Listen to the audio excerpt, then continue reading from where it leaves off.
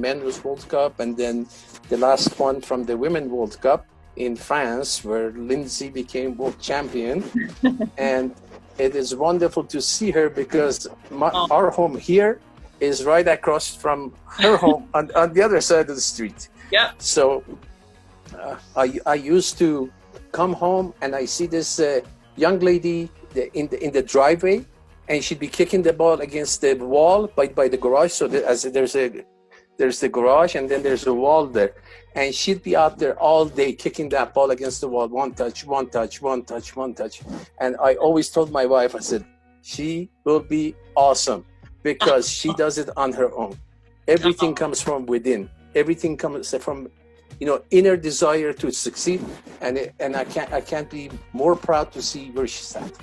Oh, thank you for saying that. I was probably annoying all my neighbors kicking the ball against the wall. Oh, because and played in the streets all the time. The ball ended up in people's yards and their backyards, and they had walls. So we had to either knock on the door or ring the bell, and then they would send the ball back. And after a while, those balls came back flat because they put a knife into it, and they said, "Here, no more." So I really appreciated what you were doing, and I enjoyed it. Oh, well, thank you for saying that. I appreciate it. Yeah, so Lindsey, welcome to Football Talks. As you may know, we basically bring on, personalities from our region just to, interview them and tell their stories. So when we found out that you two were neighbors, it was like, oh my gosh, we have to get them on, right? So Lindsey, do you have any, anecdotes or like stories such as the one that Esse just told you about your experience as being neighbors? I do remember I was so young, but I remember one time, I don't know if I accidentally kicked my ball over towards Esse's house or what, but we ended up having a conversation, and I can't remember exactly what he had said to me, but he gave me a pointer on something, and I was just like, that is so cool. And he didn't even say, what he did, look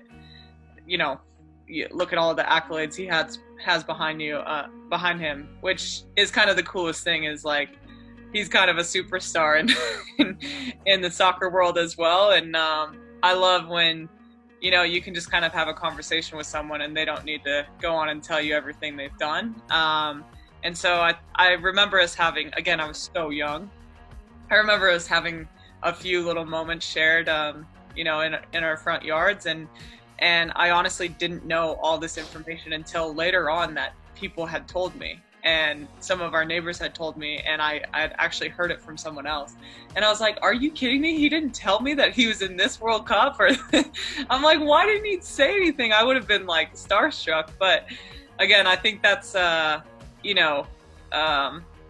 epitome of him, and just something cool that I really appreciate in sports, because no one likes that person that goes around boasting about everything, and he wasn't like that. So I think that's awesome. And again, we shared a few. I think he shared a few hints and tips for me. So that was nice of him. Yeah, for sure. If you want to share those hints and tips, or Esse, do you want to remind her, because like you said, you just were super small. So no, she was doing great. I mean. The fact that she loved the game so much and she was there on her own, you knew that she was going to figure it out. She didn't need the coaching. She was out there and doing it, and she was going to figure it out. And that's the game is the best coach. The game is the best teacher. And she's had good coaches. There is no doubt there. But with the best coaches in the world, if the inner desire is not there, if the discipline is not there, if the hunger is not there, you can do all of that, and none of it matters. So whatever she has done, she's done it on her own 2 feet, and based on her own strength. And that is the sweetest thing in the world, because that you've earned it. You've done it the old-fashioned way. You've done it your way. And to be standing, at the top of the world, world champion, what a fantastic feeling. Yeah, for sure, Esse. I have the privilege of working with Esse and talking to him pretty much like every other day. So, Lindsey, I know what it's like to like hear a humble man. He's very humble, doesn't really talk about his what's it called, his like all these accomplishments until we had like a Zoom call and he's just sitting in back with like all these things. Yeah. You know what I mean? Exactly. So, you know, a little bit to transition to your story, Lindsey, do you want to talk a little bit about how, you know, football came into your life, or how you started, right? So as Esse mentioned, just a little girl kicking the ball, but we just want to hear it from you now. Yeah, I'd say, you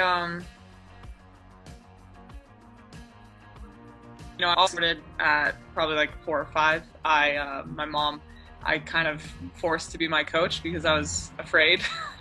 And so my mom was my coach for a little bit. I transferred clubs a few times and then ended up at Colorado Rush. I had a coach named Tim Schultz that kind of brought this passion out of me that was already there, but just it was hard for me to kind of come out and say, like, you know, I want to be a footballer and I want to play pro. I want to go overseas. I want to be in the national team one day.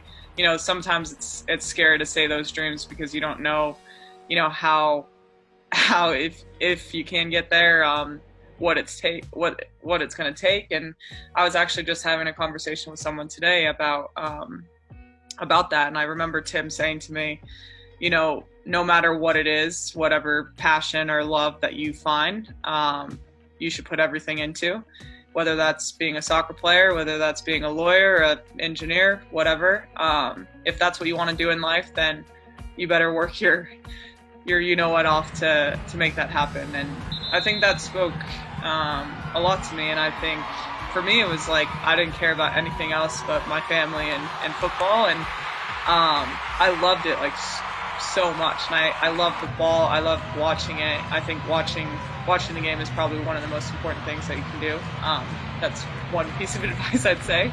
And then trying to emulate everything that they're doing on the field. So I think one, it's this motivation I got from a coach that kind of brought this out of me that was already there. And then I fell in love with watching Barcelona play. And obviously I think everyone knows how I'm obsessed with Messi.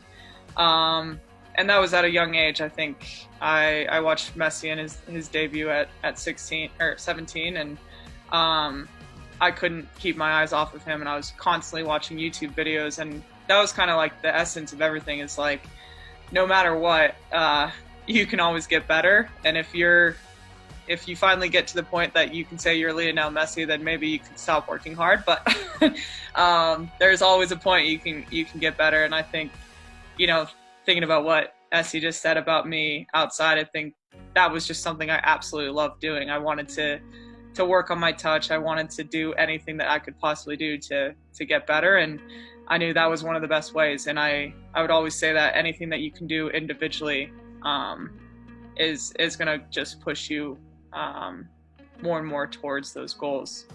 It's not the team trainings, it's not, you know, the games or whatever, it's everything that you're doing on the side, but that kind of needs to come out of you. That needs to be you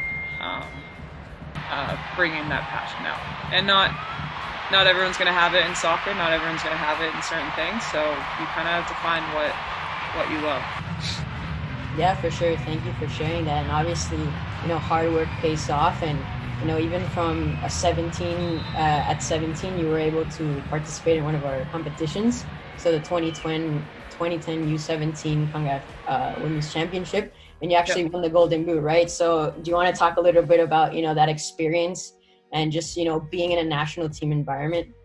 Yeah. To be perfectly honest, that experience wasn't great because we didn't qualify for the World Cup, but it was a cool first tournament for me. I was pretty young at the time. I think I was 15.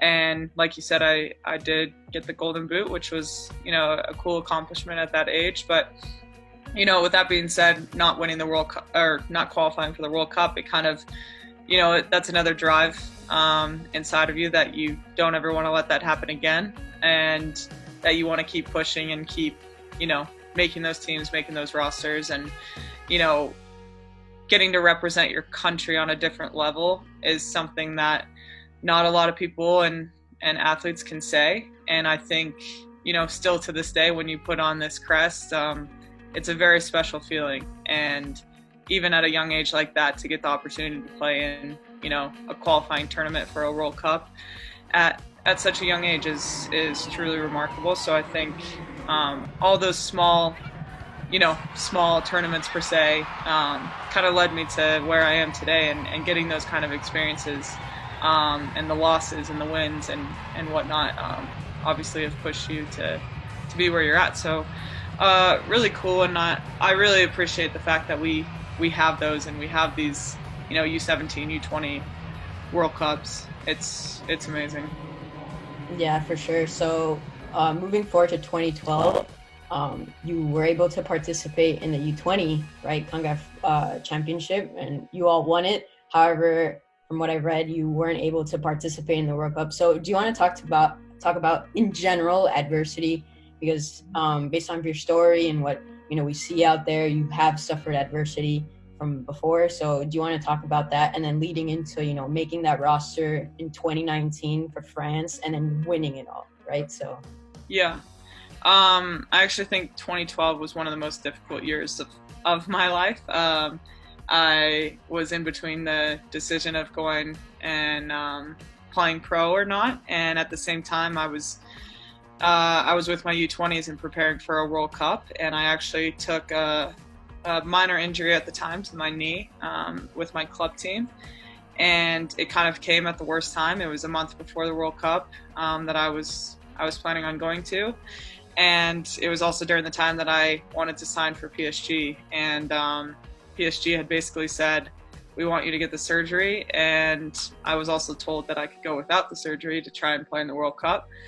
And for me, I was so torn, just because I wanted to be there for my team, but I also didn't want to go to this World Cup and not be able to play and make my injury worse and then affect my team when they could have someone else that is 100% fit. So I think in all, my decision was more based on, one, doing the best for the team, and maybe at that point they didn't understand that, and hopefully my coaches did, and then also for my future, I didn't want to injure myself worse, and I also had this dream of playing professionally overseas and challenging myself in a different way, and I wanted to go to France and play at a club like Paris Saint-Germain. So that ultimately was my decision, but again, first few months of my time in Paris was rough. It was kind of back and forth whether I made the right decision or not, which I did. I got to watch my team win the World Cup. I think I was in this random city in France called Guingamp, watching on probably a TV the size of my computer right now. I was just in the lobby bawling my eyes out because I was like, oh my gosh, did I make the wrong decision? Should I be there? But all in all, it's those type of things, these type of adversities that come in our life that, again, make us who we are, and that was a big one for me. So I'm really proud of how I handled it and how I came out of it, and also the support I had around me. If I didn't have that, I don't know where I'd be. But yeah, and all in all, it's those type of things that help us become who we are. Yeah, for sure. So interestingly enough, Esse was also at that World Cup, right? And then also Lindsey Horan was also at that World Cup, and it's like you guys are neighbors in the same World Cup, right? So if you want to talk a little bit about that experience. Esse was an instructor. Esse, do you want to talk a little bit about what you did, and then Lindsey what you did as well? Yeah, and so in this World Cup, we had a lot of new changes that came in, like last minute. Some of the changes in the laws of the game, especially with penalty kicks and movement of the goalkeeper, which really was difficult. We had the introduction of the VAR with a lot of referees who had not used them before, so we had to take them through quite a few seminars that we put together in Qatar. We brought amateur teams to play so they could get used to the, using VAR and things of that nature. And in the under 20 World Cup, which was the year before in France, and Lindsey played, and I think Mallory was there also with her. I was hoping to go meet with the team because we always have a meeting with the team, but in this situation, I think Sandra Hunt went, and I said, make sure that you take a picture of Colorado girls for me so we can put it up on the Colorado Soccer website. Yeah. Yeah, and I think April was there, April Heinrich, and you and Mallory, and she took a picture. We put it on Colorado Soccer, and there's always that the pride. You are as neutral as possible, but you're just sitting out there, and hoping that the best team wins. But in this situation, when the best team happens to be the people that and you have affinity for, and they win, it's like icing on the cake. So yeah, I was in the stadium in the final, and when the USA won, it's like, wow, this is amazing. This is amazing. What a nice way to bring all of my instruction and everything together. In a World Cup that you get to see your own country become world champion the way they did. So thank you for saying that. I had no idea you were at the World Cup. You got to tell me next time. Yeah. Yeah, we were in Paris. We were headquartered in Paris, and my wife and my daughter, they came to Paris also to watch the games. So we were at the match against Chile. They enjoyed it. I was working, but they were sitting there enjoying the game. Yeah. So, crazy. Oh, well, that the World Cup, it's still like so surreal to even explain. Again, we talked about dreaming of this since we were young girls kicking the ball against the wall in our front yard. And for it to actually happen, I think one of the coolest moments of my life was getting the call for making the roster. I think Jill Ellis told me I was her first crier. I was crying so hard on the phone. I was just like, I had a good feeling about it, but once it's like actually said, it's just incredible. And you work so hard for that moment, and when it finally comes true, it's just like, oh my gosh. Yeah. So that was probably one of the coolest moments in my life. Second to winning the World Cup. Yeah, it was incredible just what the team did throughout that whole tournament, and I think the route that we went, the way we went through the group stage, we didn't really let anything down, and we wanted to go out and win every single game, and it ultimately made us play some of the most difficult teams in the tournament. So, playing France in their home country in the quarterfinal is not ever fun, but we made it fun. And I think that's what makes the U.S. so special is we take on those challenges, and it's not really pressure anymore. It's kind of showing who we are, and that we have one goal in mind, and that's winning the World Cup, and we don't really care who we're playing. And that's how it should be. So, again, I think I still reflect on the World Cup because there's so much that happened and so many emotions and whatnot. But again, it's just truly, so insane saying you're a World Cup champion. And looking back on that, and especially now because we're preparing for an Olympics, so you kind of had to shift focus on that. But when this gets brought up and we're talking like this, it kind of gives me the goosebumps. And like being able to share those moments with my family and the crowd, I think is truly remarkable. So, again, one of probably the best experience of my life, and it's hard. It's hard to explain, Yeah, for sure. So, who knew? Two neighbors from Colorado in the World Cup, right? 2019 World Cup in France. I mean, I was there as well, but I'm not from Colorado.